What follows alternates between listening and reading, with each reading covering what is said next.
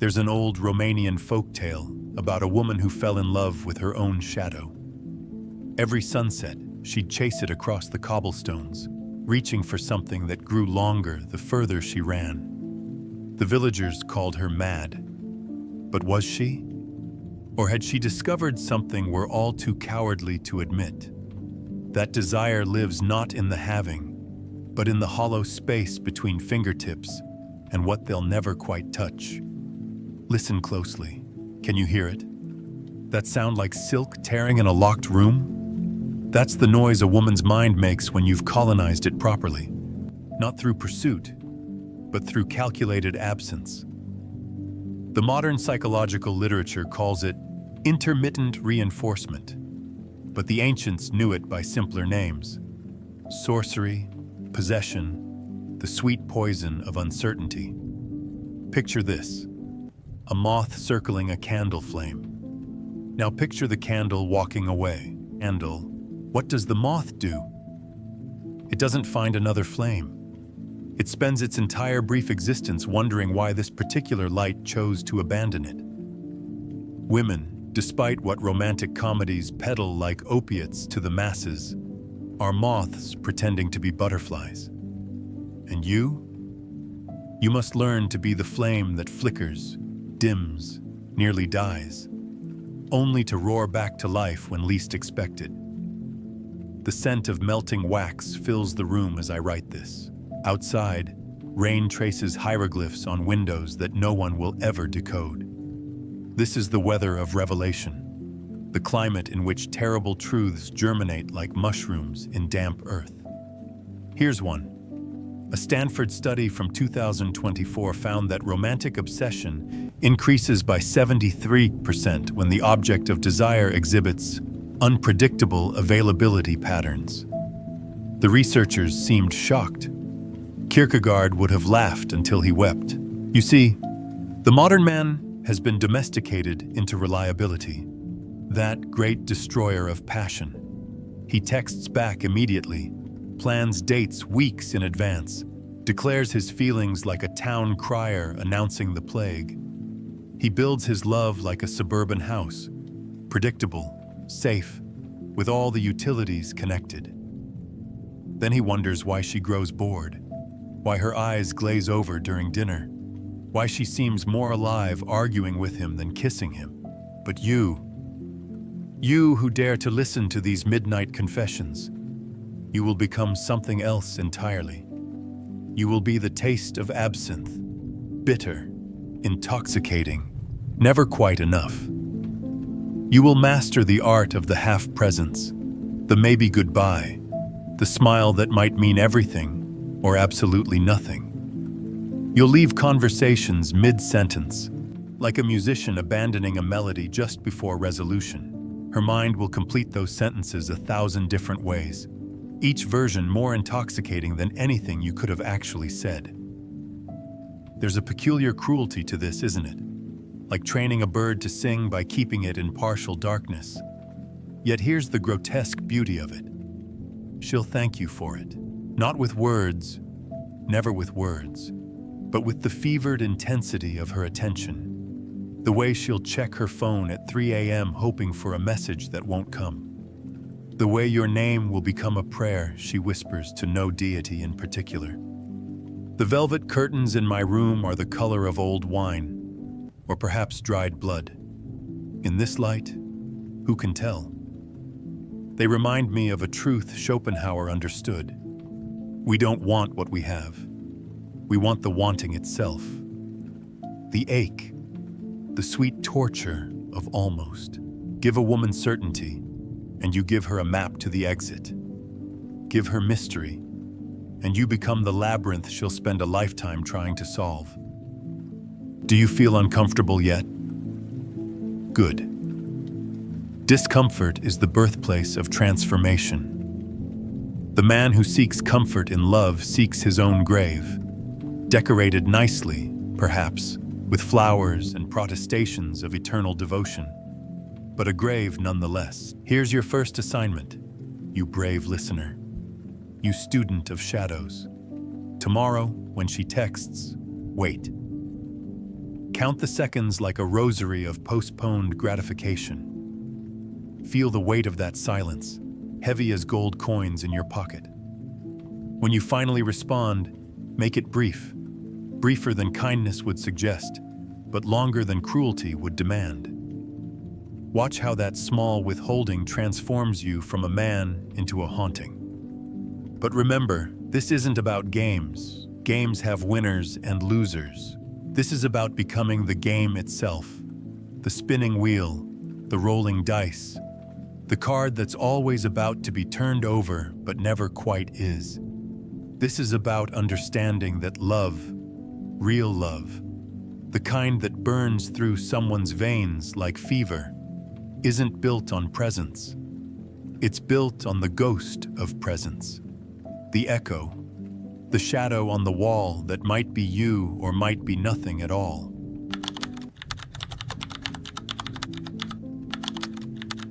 She'll try to save you if you show her the wound, but hide how you survived it. A half-whispered confession at 2 a.m. I once knew a man who collected his tears in small glass vials. Not from sadness, he wasn't particularly sad, but because he understood that vulnerability, properly administered, is more addictive than any substance the DEA has thought to ban. He'd place a single drop on his finger before dates. Let it dry there like invisible ink, carrying his performed pain like a hidden weapon. The women he dated described him as mysteriously broken, beautifully damaged, never knowing they were falling for a chemistry experiment in human form. Is this manipulation? Perhaps. But then, so is wearing perfume. So is choosing your words carefully. So is civilization itself, that grand theater where we all pretend we're not animals dressed in philosophy and cologne. You want to burrow under her skin like a splinter she can't quite locate? Then master this paradox. Be simultaneously the wound and the mystery of why it won't heal. Modern women, raised on a diet of psychology podcasts and self-help books, believe they can fix what's broken. It's their secret hubris, their fatal flaw dressed up as compassion. A 2023 Berkeley study found that 67% of women reported being most attracted to partners who displayed selective emotional availability. Men who revealed pain but not its resolution, depth but not its bottom. Picture a house with one room always locked. You can live there for years, decades even, but that locked door will occupy more mental real estate than all the rooms you can enter combined. This is what you must become, the man with the locked room. Let her glimpse shadows moving beneath the door. Let her hear music playing faintly from within. Chopin's Nocturnes, perhaps, or something by Arvo Pärt that sounds like God having a nervous breakdown. But never, ever give her the key.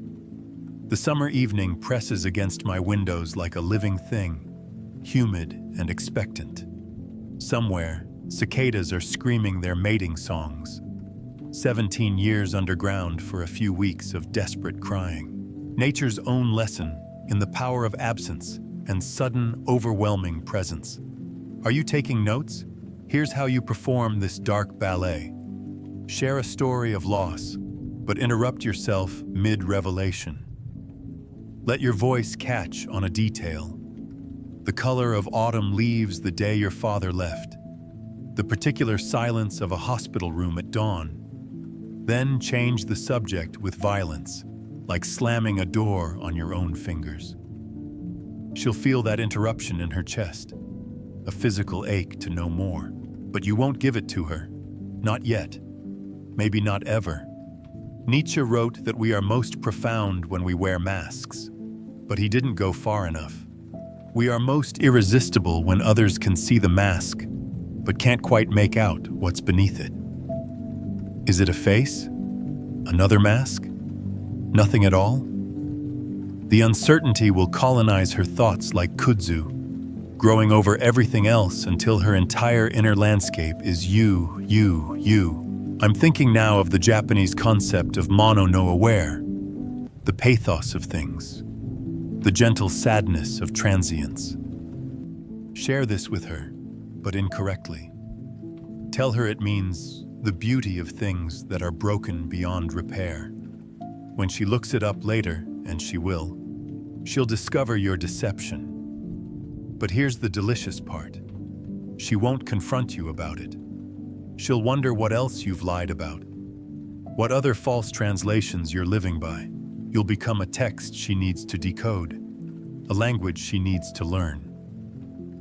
The art lies not in being damaged. Any fool can claim trauma like a participation trophy. The art lies in performing damage so exquisitely that she begins to see herself as your potential salvation. But, and this is crucial, you must never quite let her save you.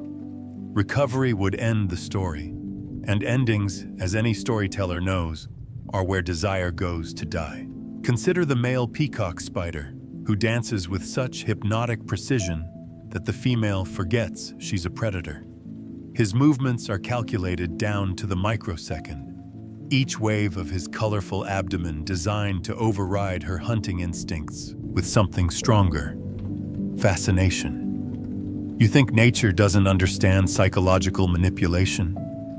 Nature invented it.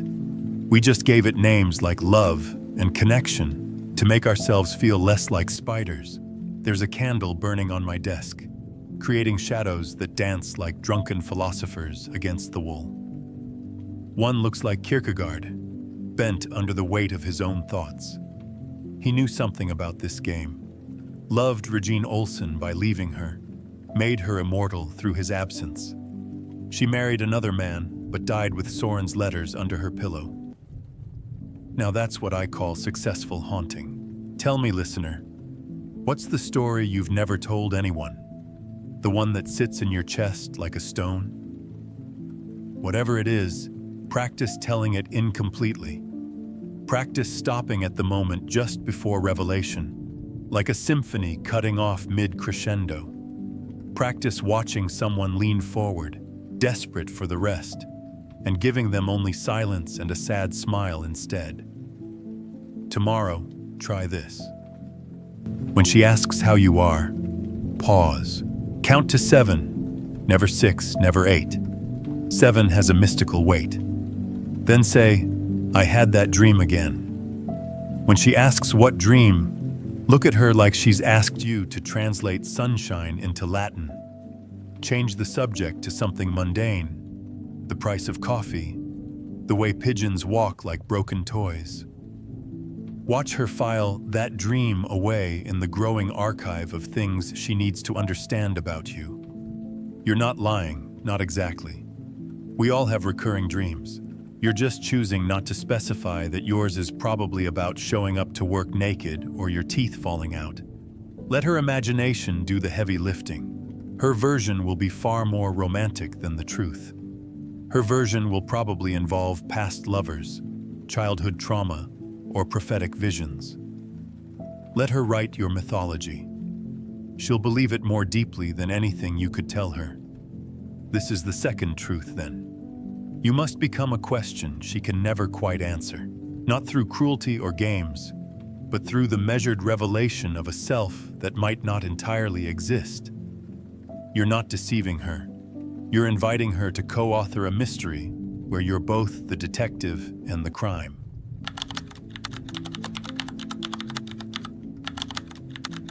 Strategic indifference is more seductive than any "I love you" you've ever said. Begin with a bitter joke about the human condition. A man loves a woman with his whole heart, so she leaves him for someone who barely knows her middle name. That man, destroyed, learns indifference like a second language, practices it until his disinterest could freeze vodka. Now women orbit him like planets around a dying star, drawn to his gravitational pull of not giving a damn. The first man? He's probably writing poetry somewhere, convinced his next sonnet will surely win someone back. God laughs. The universe takes notes. The cycle continues.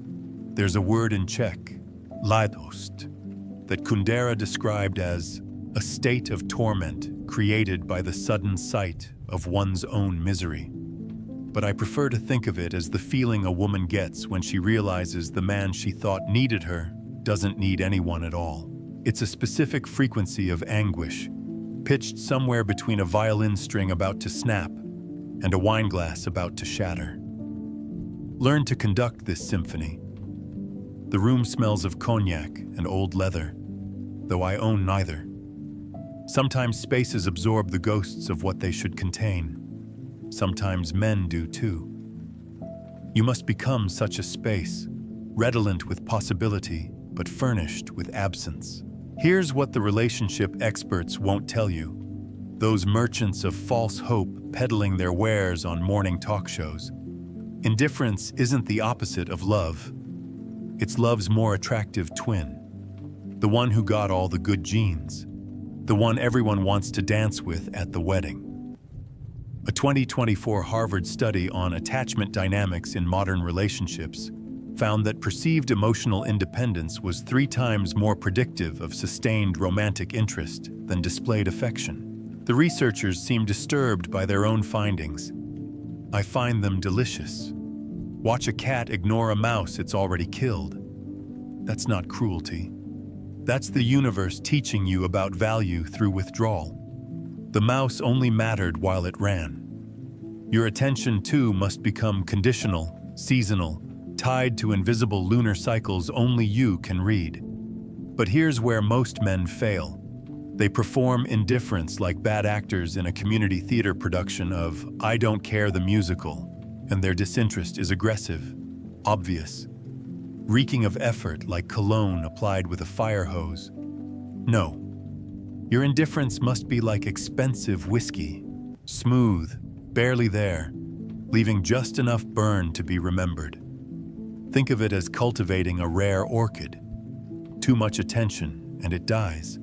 Too little, and it dies. But find that perfect point of neglect, where it must struggle just enough to bloom, and you'll have something beautiful that exists primarily to prove you can keep difficult things alive. Women are not orchids, of course. They're far more complex, which is why the metaphor works. I'm reminded of a scene I witnessed in Prague, in a cafe where the shadows had shadows. A man reading Hesse while his companion talked. She was beautiful in that desperate way, gesturing wildly, her story apparently urgent. He turned a page, sipped his coffee, looked up occasionally with the mild interest of someone checking the weather. By the end of her monologue, she was leaning across the table, touching his hand, almost begging for the full weight of his attention. He gave her perhaps 40% of it. She looked like she would kill for the other 60%. This is not about being an ass. Asses are boring, predictable in their dismissiveness. This is about becoming something far more intoxicating. A man whose attention must be earned moment by moment, like wages in a particularly stingy economy. Schopenhauer's porcupines huddle for warmth, but separate when their quills hurt each other, forever oscillating between loneliness and pain. But what if one porcupine simply didn't feel the cold? What if warmth was nice but not necessary? That porcupine would become the center of all porcupine mythology. They'd write porcupine songs about him. Probably terrible songs, but still. Here's a question that might crack your chest open. When did you last go 3 days without checking if she'd texted? When did you last have something, anything, more interesting than her approval? If you can't remember, you're not a man in love. You're a beggar in a suit. The secret is to care deeply about specific, unexpected things while remaining mysteriously unmoved by what others consider important. Cry at the scene in a movie where the dog dies, but yawn when she tells you her ex got engaged. Remember the exact shade of her nail polish from 3 weeks ago, but forget you had plans on Saturday. This selective attention creates a psychological phenomenon called variable ratio reinforcement, the same principle that makes gambling addictive. There's a moth beating against my window now. desperate to reach the light inside. I won't open the window, not from cruelty, but because the moth is more beautiful in its wanting than it would be in its having. This is perhaps the most honest thing I'll tell you tonight. Master the art of the slow text response, but make it worth the wait. Don't reply with K or cool. That's amateur hour. Reply with something that shows you were thinking about anything except her message.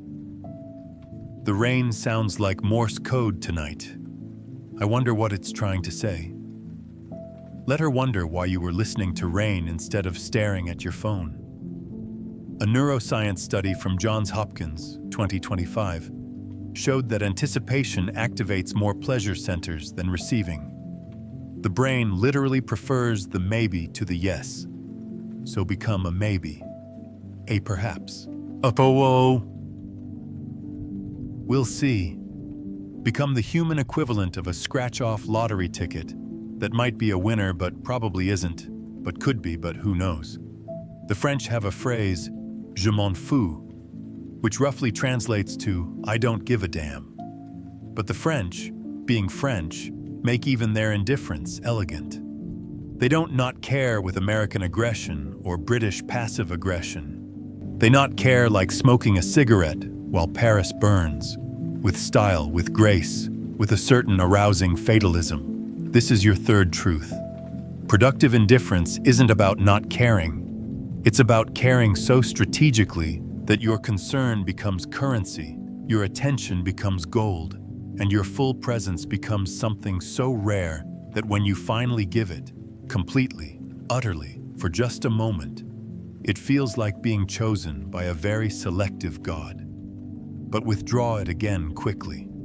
Gods are only interesting when they're distant. Ask anyone who's actually met one.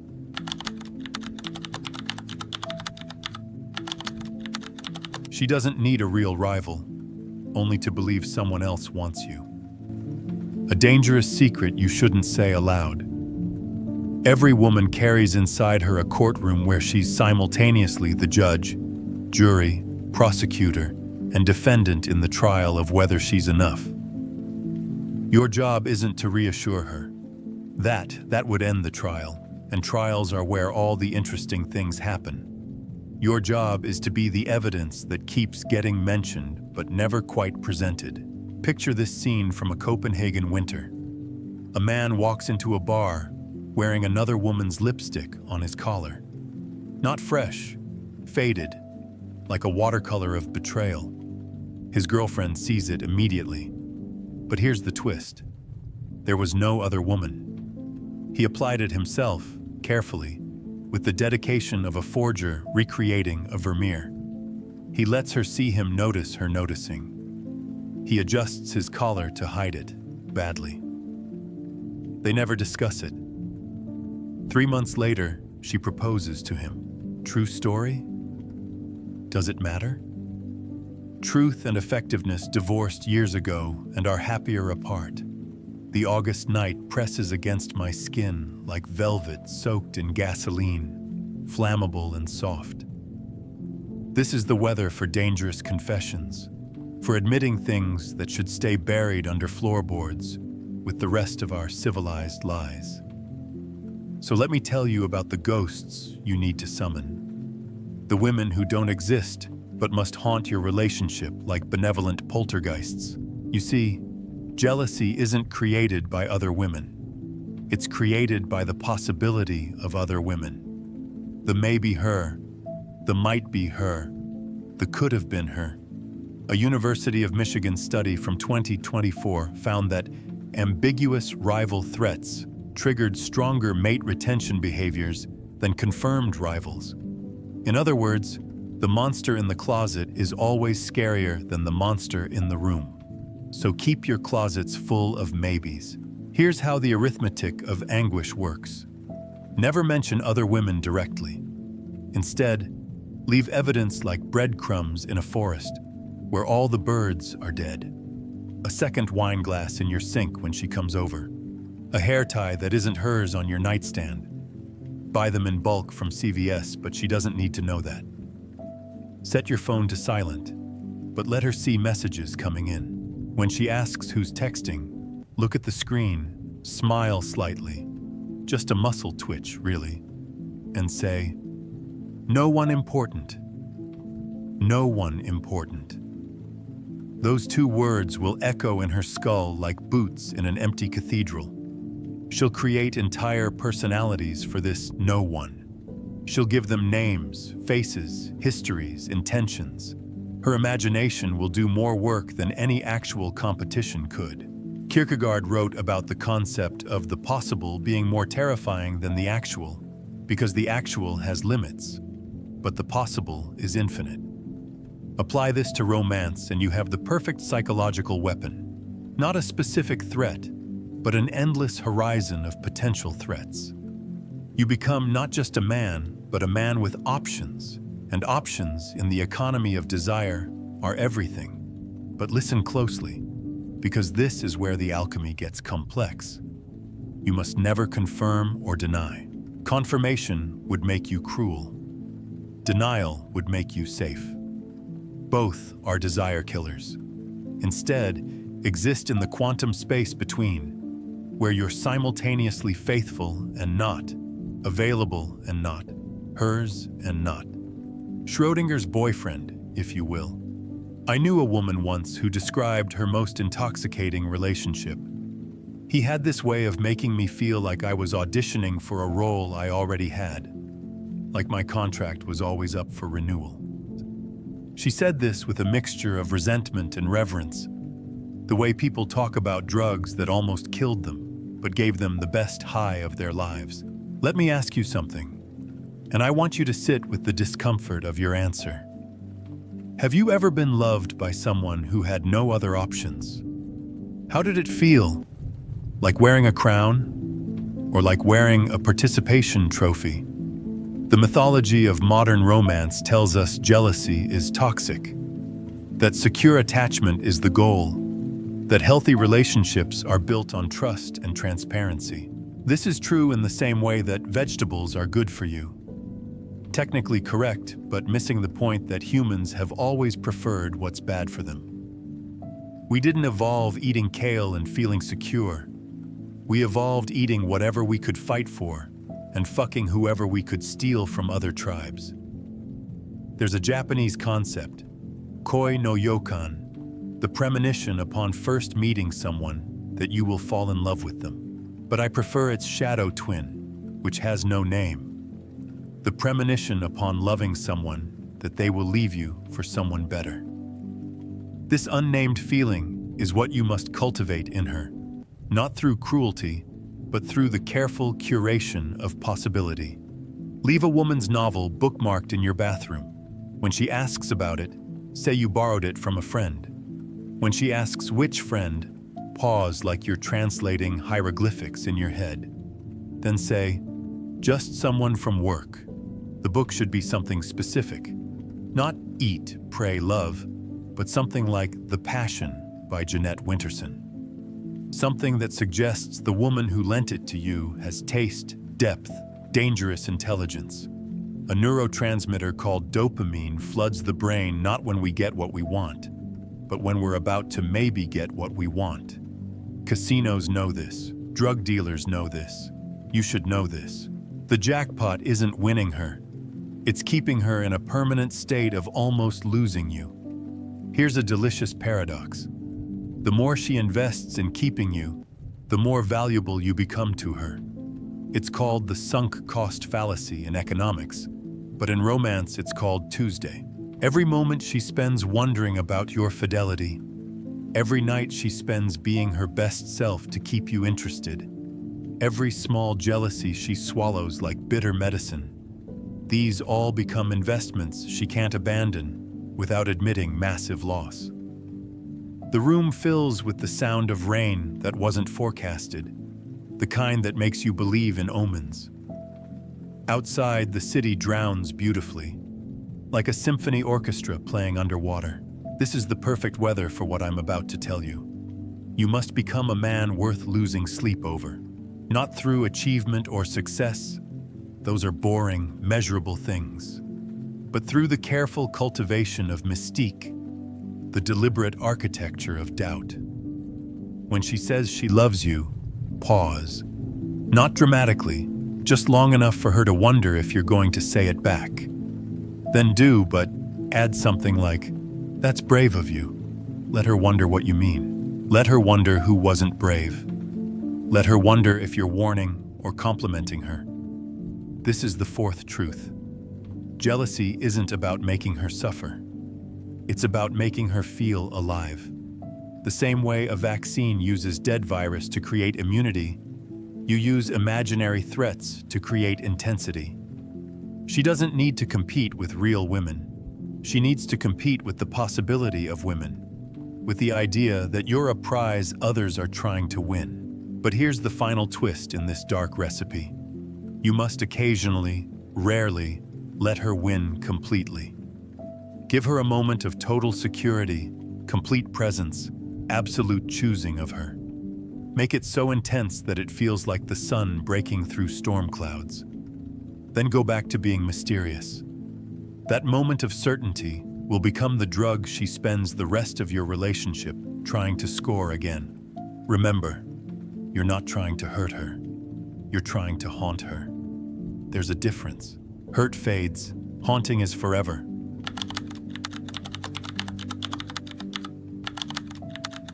The scariest thing isn't losing you. It's never being able to escape you. Listen, do you hear that? It's the sound of every door she'll ever walk through becoming a door that might lead back to you. It's a frequency only the properly haunted can hear, like tinnitus of the soul, a ringing that never quite stops. This is the final technology, the last dark gift I'll place in your hands like a loaded revolver. How to become inescapable, not through presence but through architecture, not through being but through having been. There's a villa outside Rome where every hallway leads to the same room. The architect went mad, they say, trying to build a house that could trap God. He failed, of course. God escaped. But his mistress never did. She died there, walking in circles, convinced the next door would be different. They found her journal. The last entry just said, "Tomorrow I'll find the way out." Dated 17 years after she'd entered. This is what you must become. Not a person, but a structure. Not a man, but a methodology of remembering that she can't unlearn.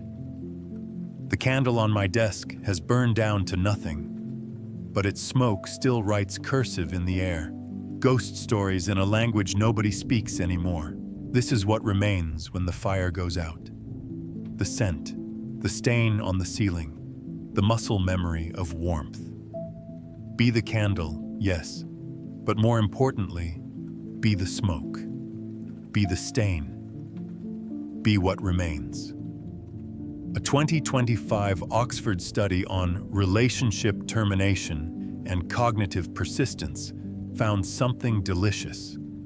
The brain continues to map routes to people we've lost, creating what researchers called phantom emotional pathways. Like amputees who feel their missing limbs, the properly loved continue to feel their missing lovers. But here's what the study didn't say.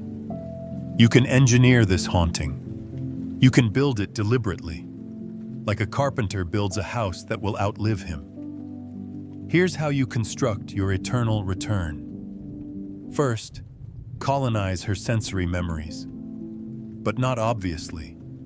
Not with cologne she'll smell on other men or songs that play on the radio. Go deeper. Teach her to make coffee a specific way, with 17 stirs counterclockwise and a pinch of salt. She'll think it's quirky, but every morning for the rest of her life, she'll either make coffee your way or deliberately not make it your way, and both are forms of remembering you. Create rituals that seem meaningless but burrow into her autonomic nervous system. Always touch her wrist before you kiss her. Just a light pressure with your thumb, barely there. Do this consistently. Pavlov would be proud. Years later, someone will touch her wrist accidentally, reaching for the salt, checking her pulse, fitting a bracelet. and her lips will part slightly, waiting for a kiss that isn't coming from a you that isn't there. Nietzsche had this idea of eternal recurrence, that we're doomed to live the same life over and over, every detail identical, forever. He meant it as existential horror. But you'll make it romantic horror.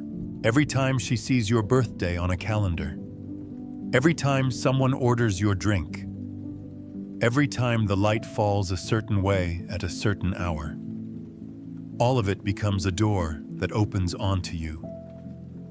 But here's the grotesque beauty of it. You must also leave gaps, spaces where she can imagine you different, better, or sometimes worse. Never let her know you completely. A completed puzzle goes back in the box. An incomplete one stays on the table forever.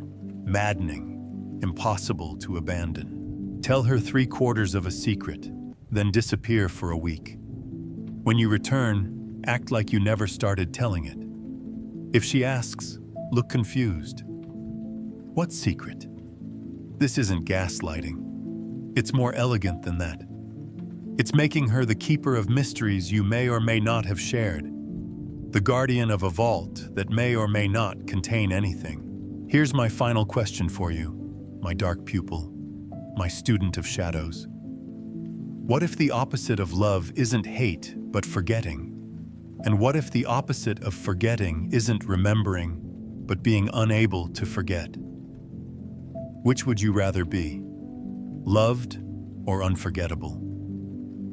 I'm thinking now of the ship of Theseus paradox. If you replace every part of a ship, is it still the same ship?